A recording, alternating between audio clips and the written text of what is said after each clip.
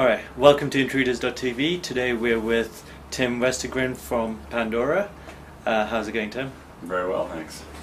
So Tim, Pandora has an unusually long history for web kind of technology, so why don't you kind of go through how it was set up?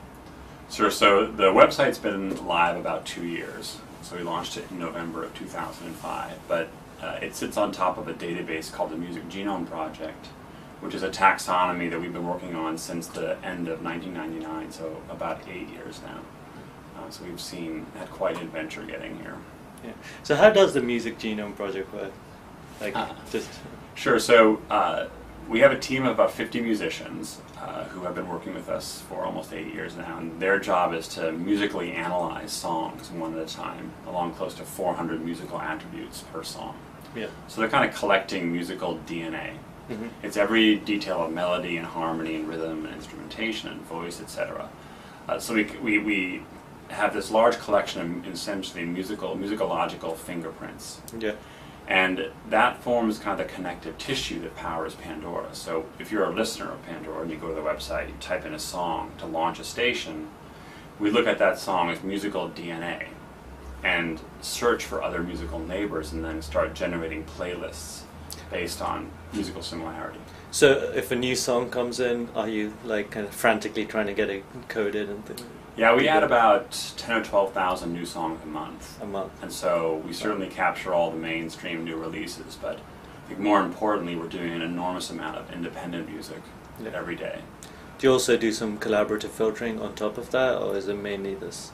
Yeah, I mean, we believe that the optimal playlist engine uses a bunch of different methods. Yeah. You know, the music genome is absolutely the core of what we do.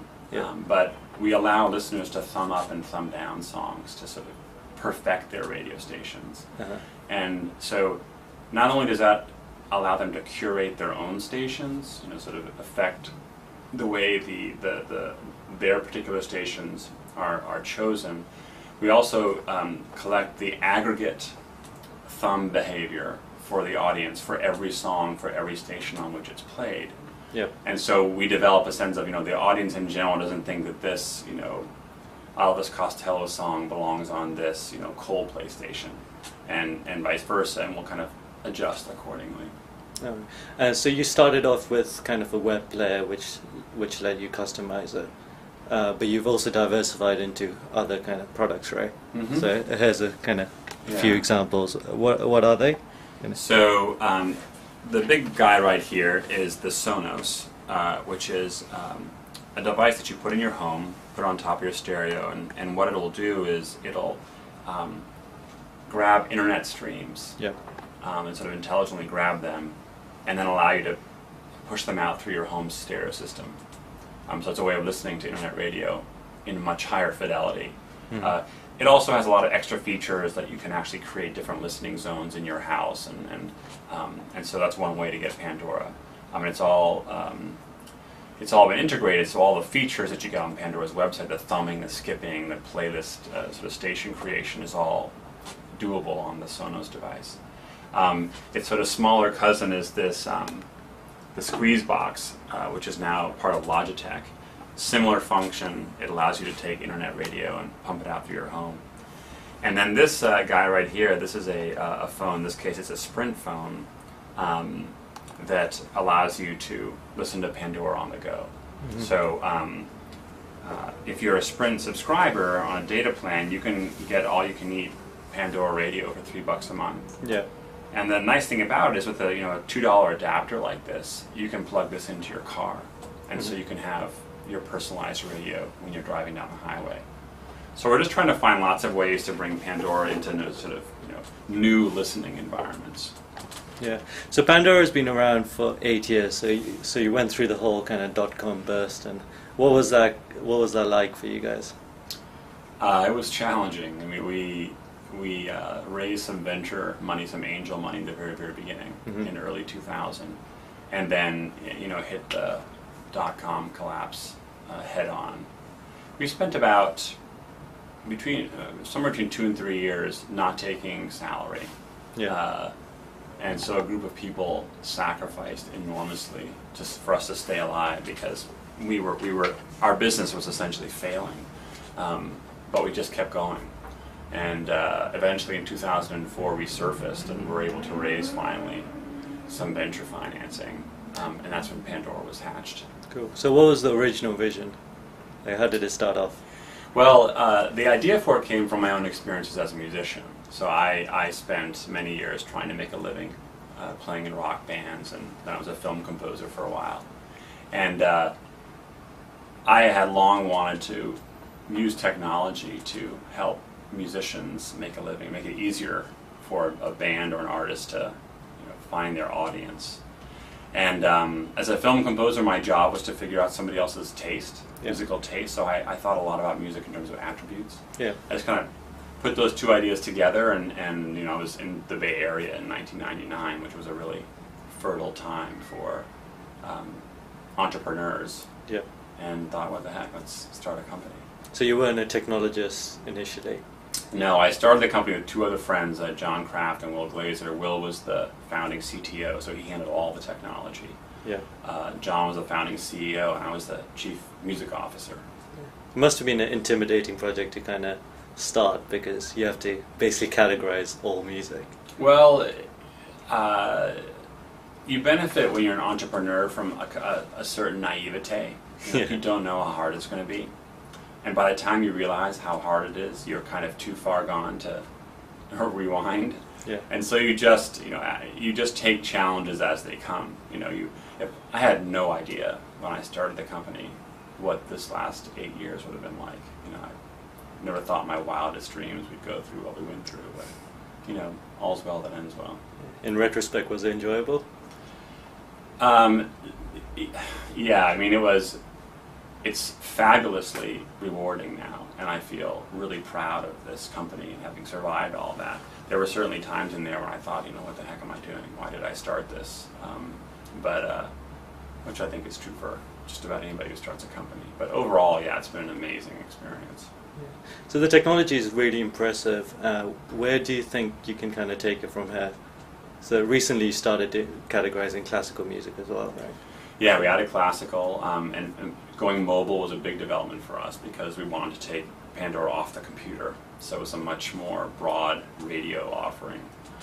And we really have a huge amount of growth just to sort of build our listenership as a radio service. So there are other features we're going to add, and there are things like Pandora for artists and different capabilities, but just growing our listenership from where we are right now, which is a little over 9 million, to 90 million, or 100 million, or 200 million, that in and of itself is, a huge task. Do you have plans for that? As in, how are you going to distribute it further? Well, it's grown entirely by word of mouth. We've never advertised Pandora. We've done some search engine marketing, but not a whole lot of it. And our hope is that'll continue. And it seems like, as you build a larger and larger audience, you develop this network effect. And so our growth is actually accelerating. So there's been two kind of major news in your area. So one was the Last FM sale.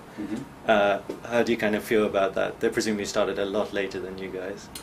I think, I don't actually know when they started. I don't know actually when they started, but congratulations to those entrepreneurs. Do you think they did well? So. Do you think after that they're going to be kind of more impressive competitors because they have CBS backing them, or do you think they'll be less nimble now that they're in? I don't know. There's pros and cons to being acquired. You get a much bigger distribution partner, of course, and CBS is an enormous media company with all sorts of channels for it. But you don't have the same flexibility that you do when you're on your own. And part of what made Last FM successful is they were nimble. And they could build new things quickly and launch new products, and so I think it's a trade-off. Everybody has to make at some point.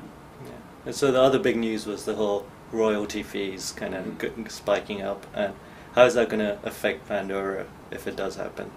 Well, it affects us enormously. If that rate is not changed, we can't exist as a business, nor can any webcaster for that matter. I'm optimistic that we're going to solve it, but it is the single most expensive part of being a radio service is the performance fees. So it has to change. But there's been so much public support. I mean, shortly after this ruling came out, we appealed to listeners, us and along with other webcasters, and the response was so overwhelming that Congress has actually intervened to get the problem fixed. Yeah. What is kind of your kind of not reaction, but how have you dealt with copyright in general? Well, we are huge believers in respecting copyright, yeah, and abiding by the sort of applicable laws and paying musicians their due. I'm a musician myself, so these are my people, you know. Yeah. And so we've always been very, very law-abiding, very conscious of copyright, and aren't pursuing businesses based on abuse of copyright. Ever since we started, we paid the proper performance fees. We shut off Pandora International because we were in violation of copyright. Folks aren't allowed to use it in other countries until there's sort of a local copyright law. And it's impacted us because not all companies, you know, choose to sort of guide their business that way. But that's kind of our own DNA. It's the only way we really want to do it. So currently you're only US based. Mm-hmm. Oh wow, I didn't realize that. Yeah.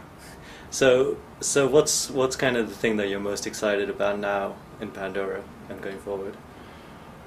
Well, we just launched Classical, which is really exciting. Yeah. I think it's exciting not only because we've been anticipating it ourselves for a long time, have been working on it forever, but because I think the potential impact of introducing Classical into a service as widely used as Pandora mm-hmm. could be, you know, significant within the world of classical music, which, you know, is more or less neglected by the traditional broadcast media. So that's a big, we're all really buzzing about that right now. And I think one of the areas in which I really hope that we can make progress is international, because it was a bad day for us the day we had to start blocking listeners from outside the U.S. Yeah. And it's insane that we can't be sending this. We're happy to pay, you know, performance fees. There's just no existing kind of legal structure for it. Mm. So, what's the country where like the process being most promising in terms of getting started? The UK is the most advanced, and I think if we can solve things there, we'll solve things here first. Get our own rate structure ironed out. Mm-hmm. But I think the UK could be the first of a number of dominoes, and they'll start it going. If the UK does it, then the EU will do it pretty soon. Right, you would think. Yeah. So you have 500 kind of musicians 50. Right in this building? Yeah, Was it 50? 50. Not 500. Yeah. Are they all in here? Mm-hmm. So are they always kind of listening to music, or some of them playing around as well? out there, right? Yeah, song by song. That's pretty cool.